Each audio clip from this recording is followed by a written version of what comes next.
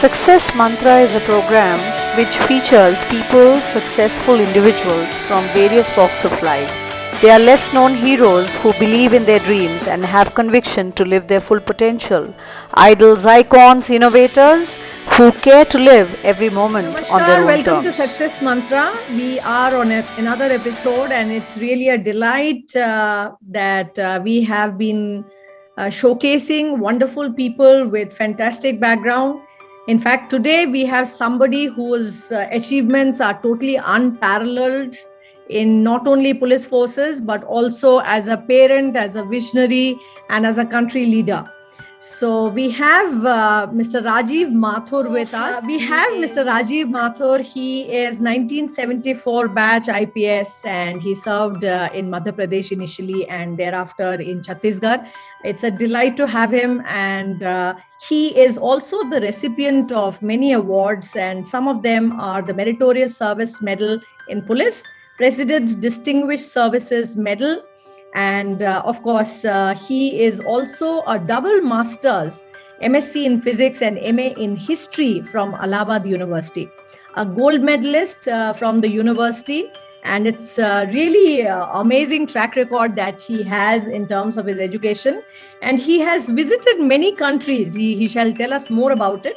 But of course, the UK, Scotland, Ireland, US, France, Germany, and the list is endless. I think he has done a complete world tour. The biggest achievement, however, I would say, is raising three wonderful daughters who are accomplished professionals.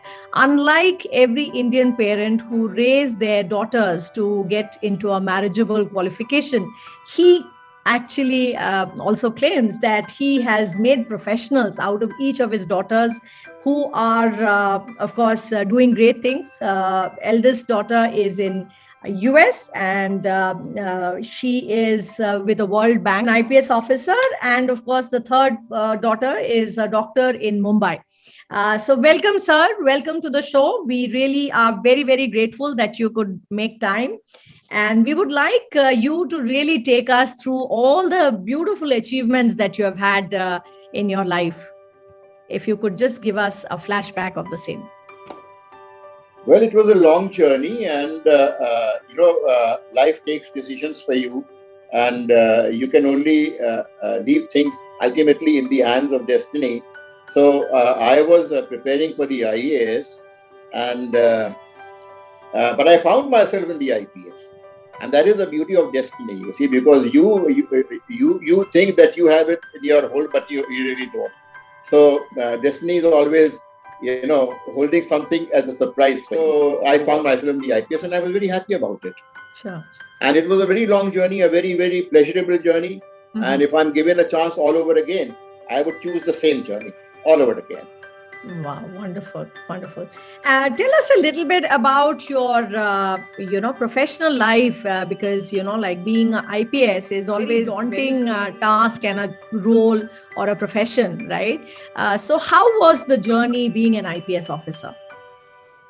Well, like you, like all others, I was always petrified of the police force, particularly UP police force, because, I am a UP wala. So right. The khaki used to intimidate me. Mm-hmm. And entering an SP's house was, almost, even bigger than entering the White House in the US. Absolutely. So if you were allowed entry into the SP's house, mm-hmm. you were one of those very, very lucky few. So I had the same mentality about the police force. And when I first went to the police academy in Mount Abu, and when the man came to attention with a thud, that sort of, that totally flummoxed me. But then I realized that he was doing that to salute me, and I neatly took that salute. So it is supposed to have an iron fist. Mm-hmm. And on the other hand, it is supposed to have a very, very soft underbelly. Right. And a lot of policemen have that. They have a very soft underbelly, and they have a very tough exterior. Because that tough exterior is needed to deal with the type of people that you are, there are in the society that need to be controlled. Absolutely. So, but every policeman has an underbelly, the soft side. Mm-hmm. Which sometimes gets displayed to the general public, particularly the weaker classes like women and children, and the weaker sections of the society. Mm-hmm. So somehow the Thana still has that look, and there's a lot that needs to be done to change that look. But the policemen are terribly overworked. They're always being blamed for corruption. But the fact is that I've compared police corruption with other corruptions. The police corruption gets talked about because they are taking very small amounts from petty people. Whereas the people who really make money in India are not the policemen. Policeman always gets the, he faces the brunt. And that is why policemen, by and large, face a lot of health issues also. So I've seen so many of my colleagues, they have departed far too early. So that is because of the tensions that they face throughout their lives.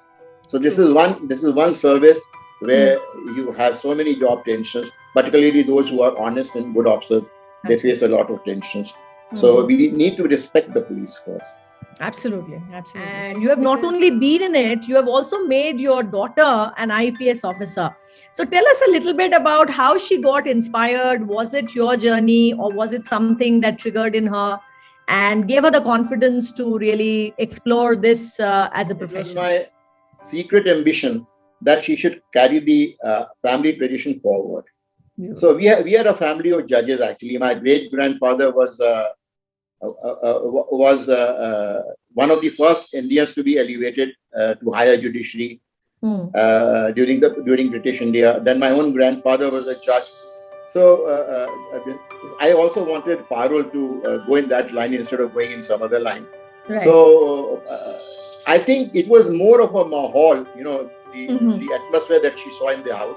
That so I never really this thing, but maybe some way I was nudging her gradually and unknowingly towards this career.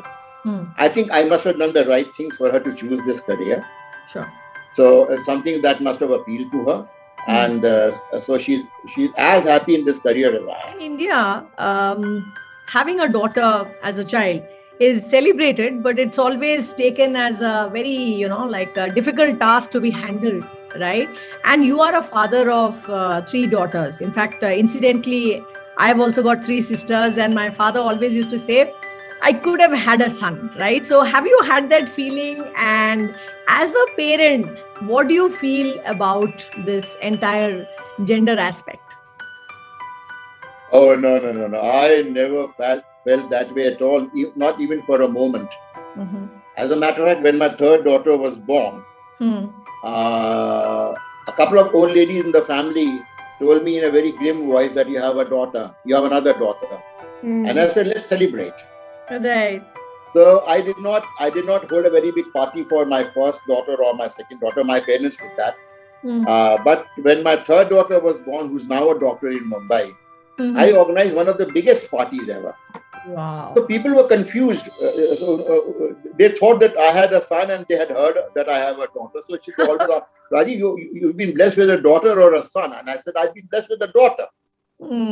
So not even for a moment I thought that I needed to have a son. Not even for a moment. And I'm very happy about it, and I'm very proud to say that. So I have not felt any difference. I have not had that feeling of having, because they are a blessing. Absolutely. So you have 3 Lakshmis, gracing your life and definitely doing so marvelously well. So also want to understand that what is the role that you play, that they come out with such flying colors, each one doing brilliantly in each of their professions. So what was your guru mantra as a parent? I think it was a joint effort by me and my wife. And my wife is such a charming lady. I shouldn't be saying it myself. But then I think we were acting as the role models for them throughout. Beautiful. So, my own mother was staying with us. My mother stayed with me for almost 30 years under my roof. And then later on, I even asked my mother-in-law to come and shift with us, because she was all by herself in Delhi. So we persuaded her, my wife's mother, to come and stay with her, and she also got to stay under our roof for almost 19 years. So children show all that, family bonding and the value system. And my father was a very honest person, and we never saw any element of dishonesty in our being brought up. My father only depended on his salary, and government salaries in those days were not very high. But my father gave us everything that a good father should be able to give us, without spoiling us, but without denying us anything. Right. So he gave us the best of everything. That is what we also try to do, and it all turned out so well. Beautiful. Service is doing a magnificent job. Every service is doing a magnificent job. Be it, you get to see your own service very well. Right. And nobody talks about the good points of the other services. But I now realize that there are good people in almost all the services. And the combination of good and bad exists, the same combination exists in all the services. That are the course of India's progress. So we should be very proud of every element of a government job that is being done, because they choose the brightest people among the students to head these services. And I was associated with the Union Public Service Commission for almost a decade, and I was also responsible for selection of IAS and IPS and IFS officers. Wow! So I know from first hand that only the best get selected in these services. Since you have been in the selection board and you have seen this from close quarters, what in your mind one has to really kind of prepare, or what are the subjects to be taken? Is there any link in terms of getting selected in the force, like UPSC? Because there are so many children who aspire, right? But only a handful of children get selected. So is it because of the number of seats being limited? Of course, that definitely is one, I guess. And how should one prepare? When should one start if one has to really take this as the journey and get into the administrative systems? That's a very complex question that you asked, and but I will try to make it simple. I would say that if you have understood the basics of your subject while you were a student, sure, then you would fare better in these examinations. Okay. You need to have your fundamentals, or what is popularly called fundas, or basics of any subject. So that is, your grasp of the subject has to be absolutely. So you should have a very good schooling, and if you've been denied for some reason that you've not had a good schooling, then you should school yourself. True. And get at the basics of every subject that you are studying, so that you understand the grassroots. Sure. And then you need to sort of analyze. You have to have an analytical power. So, and you have to be very logical. So, and you need to sort of say things differently. True. Supposing I go to England and I come back, and my friend goes to England and comes back, and if you ask both of them on the return, what did you find best about England? So I would see it with my nazariya, and he would see it with his nazariya. So it is this nazariya which which decides whether you become an IAS officer or you will not become an IAS officer or an IPS officer. Wow. So now you go to England and you say, it's fantastic and it's fabulous, and what sort of an evening life we have, and such good dresses and such fashion and all. I mean, if you come back observing that from England, then you are nowhere. Yeah, no. But if you come back from England saying that, we saw the Oxford University, we met with the students, we interacted with them, and we saw how their system works. We saw how they take care of grievances. We saw how that guy will surely make it to the IAS. Wow. So it is what you observe in a country. It is what you observe in a country. Some people have done globe trotting, but they come back empty-headed. Right. So globe trotting by itself, it doesn't make you very wise. So it is this wisdom that is needed to be examined, and it is being examined. How you look at things. Excellent. Very well said, and really, wonderful. Do you think our school systems are doing justice to this perspective, or to the nazariya and the way children are looking at things? Is there a role the academic system can play? Unfortunately, very few schools are doing that. Very few schools are doing that, and I have my own grandson who's very bright, and the schools that he was going to wouldn't do that sort of a thing, and I was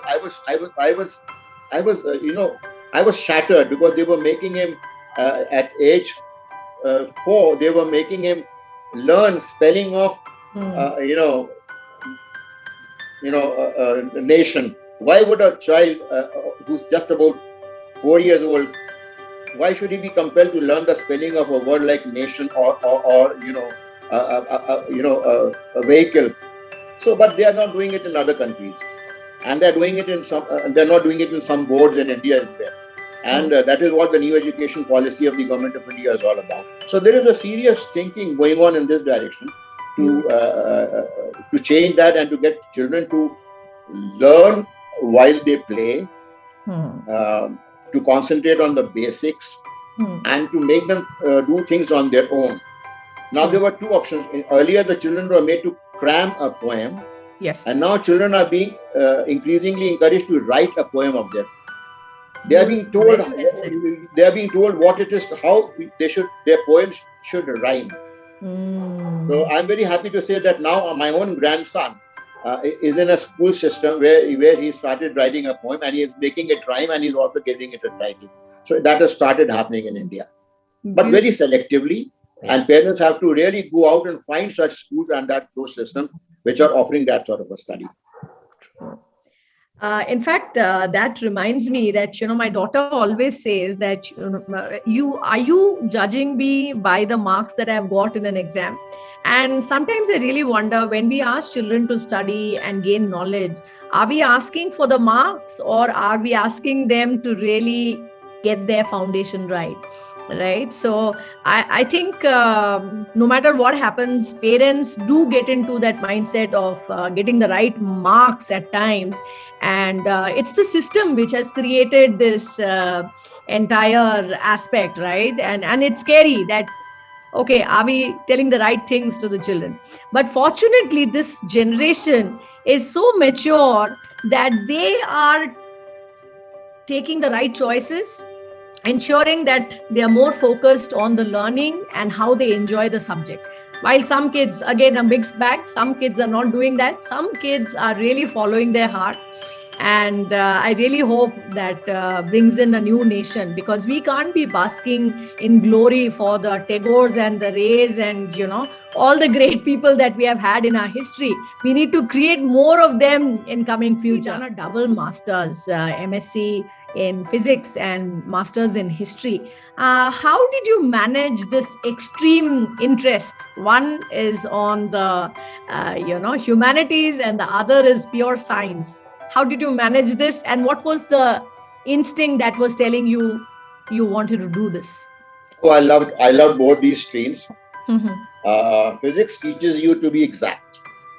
Physics trains your mind to analyze and to get to the bottom of things. True. This helped me throughout my career to get to the bottom of things. If there was a trouble, while other people who were trying to troubleshoot that, what I would want to find out is, what is the basic cause of this trouble? What's causing it? So let me address that. Just as my daughter is doing when she's a doctor. She doesn't give the treatment as per the symptom, but she wants to diagnose it. Beautiful. So just as a doctor diagnoses the trouble before giving medicines, physics has taught me how to diagnose the root cause of the problem. So that training has been very helpful to me, to be exact and precise. And when I shifted to the arts faculty, it was like a big holiday, and I loved it, because physics was very demanding. Physics was very exacting. And you had to be focused all the time. You had to be concentrating all the time. But when I went to history, when I went to the arts faculty, the whole climate was changed. Arts faculty and science faculty in Allahabad University are two different atmospheres. In the science faculty, you are subdued and very humble, and in the arts faculty, you are free as a bird. So we felt that freedom, and the language flowered in the arts faculty. That flowering doesn't take in the science faculty. Engineers don't know how to speak. Physicists, scientists, biggest scientists don't know how to speak. But if they had gone to the arts faculty, they would have picked up the art of speaking as well.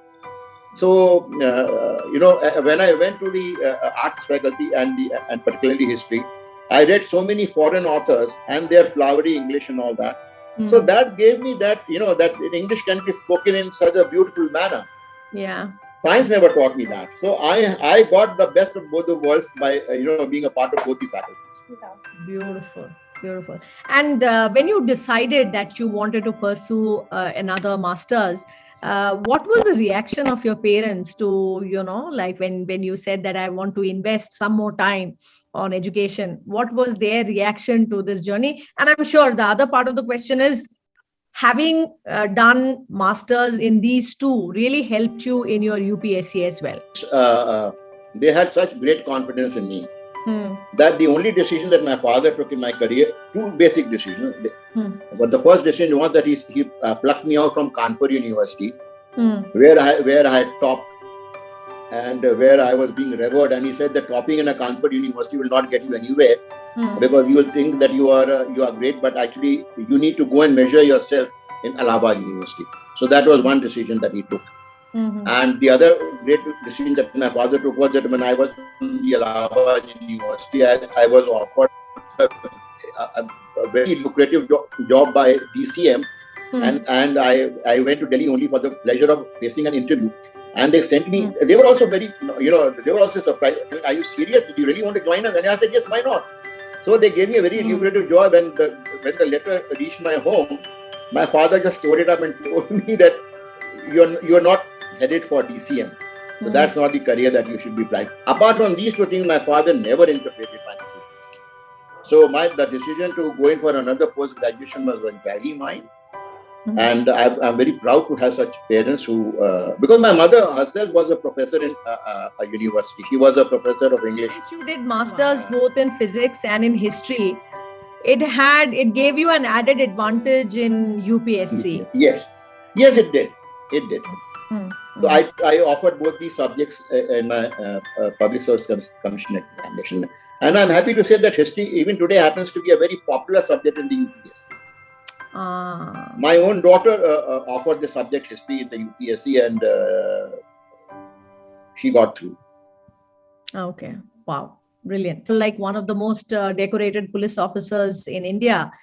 So tell us something about how did you go about in getting all these various awards that you got in your career, starting with academic? Seek you out. True. So I suppose I just kept doing my job, and these awards just came to me. My seniors took care of me in that respect, and I had two role models in my service. One was Mr. Naren Prasad. He was an MP cadre officer and a very distinguished officer, a very honest officer, one of the most professionally sound police officers. And I got a lot to learn from him. Then so many others who taught me so many things. Mr. RLS Yadav taught me how to become how to investigate crime. So many people left a very good impact in my life. And I had one thing in my mind, that I never begged for a post. Wherever the government sent me, I just picked up my bag, and I'm very happy that my wife, who comes from Delhi and was born in Jamshedpur, and was brought up in the best places of India, she didn't mind going with me to a town which had a population of just 11,000. Okay. So any small posting, she never regretted. She's heading a university as a Pro-Chancellor. Right. So when you're dealing with professors, they need to be convinced that you're a man of letters. Yeah. Otherwise, these professors and all, they would never accept me as their Pro-Chancellor.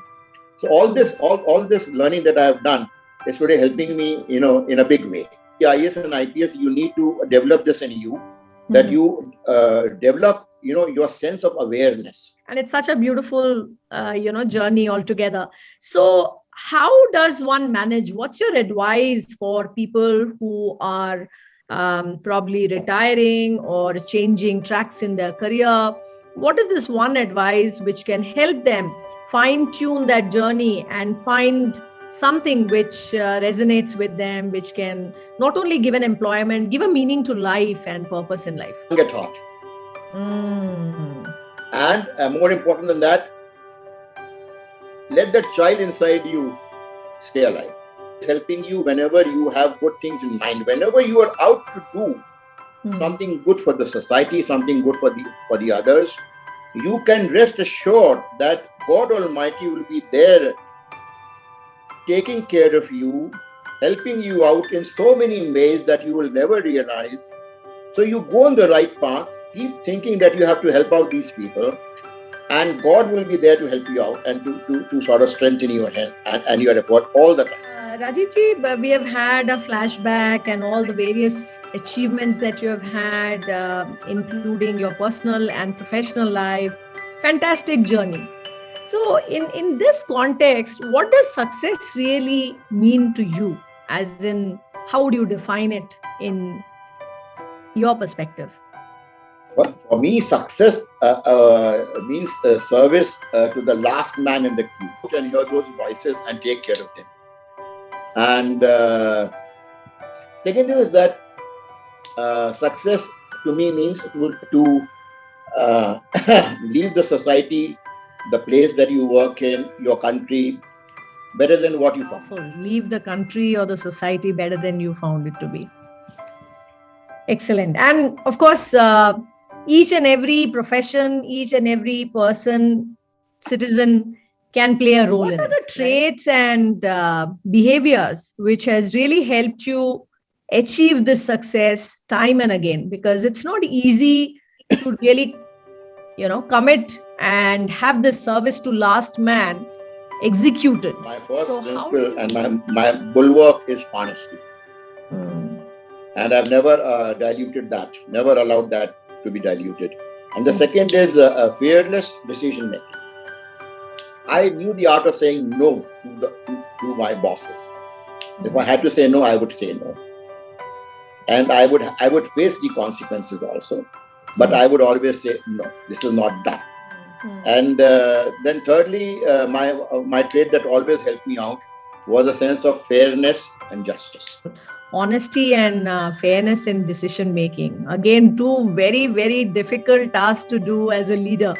And keep up to these two traits and behaviors on a day-to-day basis in their professional life. I think they can do what I did all my life.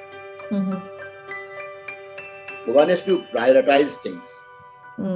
That is very important. You must know how to prioritize. And then I always make a daily list of what to do.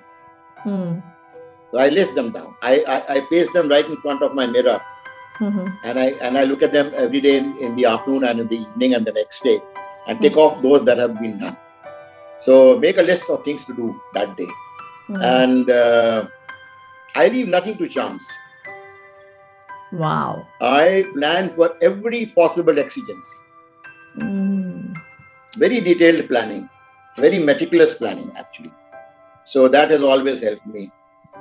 And then I trust my team, but I do not tolerate any inefficiency. Excellent. So when you do your planning, then if things don't go as per the plan, in those situations, how do you react to the surroundings around you? Well, everybody faces failures, but then the best way to face a failure is to learn your lessons from that failure. Sure. It makes you mature. It makes you humble, and then you can sort of go over the entire process and sort of do that, keep doing that till you find a solution. And what I do over and above that is that I go into meditation. Excellent. And then when I meditate, and before I meditate, I must calm down my mind, because when you just faced a failure, you can be very agitated. Right. So when I start meditating, the first thing that I need to do is to be very calm. And when I'm very cool and calm and I start meditating, then things appear to me in a totally different light. I can analyze my own failures so dispassionately and absolutely accurately. Somebody is helping me out with that, with that analysis, and I come out wiser. So failures make me wiser and humble. I learn my lessons. I avoid them in the future. I change my strategy. Every failure is welcome. Had any kind of powers to go back and change something, would you go in the past to change anything in your life? I really can't. I was born in the best of family. I had the best of parents. I have such a wonderful wife, such beautiful children, and now such darling grandchildren. What more could I want? I have got a guru. If you know who is the guru? Oh, it's Shri Rawatpura Sarkar, Hanumanji incarnate. So wow. I have huge faith in my guru. So that makes my journey. You see, everybody needs some sort of a how shall I say, जिसको हिंदी में बोलते हैं खूंटा. When you are derelict, when you are bereft, when you are lost, you need one place, one khuta where you can try yourself with and derive energy and faith from that. So that khuta is my guru. Wow, beautiful. That never allows me to go bereft. Since you said this, so what I would like to ask you is, did you plan all this, or was it all kind of given to you on a platter? If I can ask that. This question will take me to so many layers of, this thing. Sometimes, like I said, it is destiny. Sometimes it is genes that are handed over to you from your parents. Somewhere it is mahal that you live in and work in and study. Somewhere it is the circumstances. And somewhere mostly it is how you interpret everything. So more of a head person or a heart person? So your decisions, your journey and everything is decided based on your head or heart? Like I said, I'm a man of physics and arts at the same time. So it's a combination. Wow. Awesome. Thank you so much, Rajiv ji, for making time and enlightening us about so many beautiful things about your journey and about life in general, and your great parenting as well as being a part of Forces. Before we kind of wind up, I would like to understand what is your Guru Mantra or what is your message to people which will help them achieve goals, live purposefully and meaningfully. Well, I think the one message that I would genuinely want to pass on to this generation is that keep the nation foremost in your mind whenever you are taking any decision in your life. Never despair.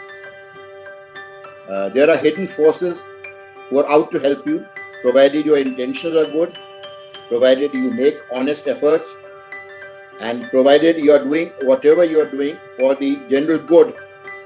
You will be helped out by forces that you will never know where they are coming from.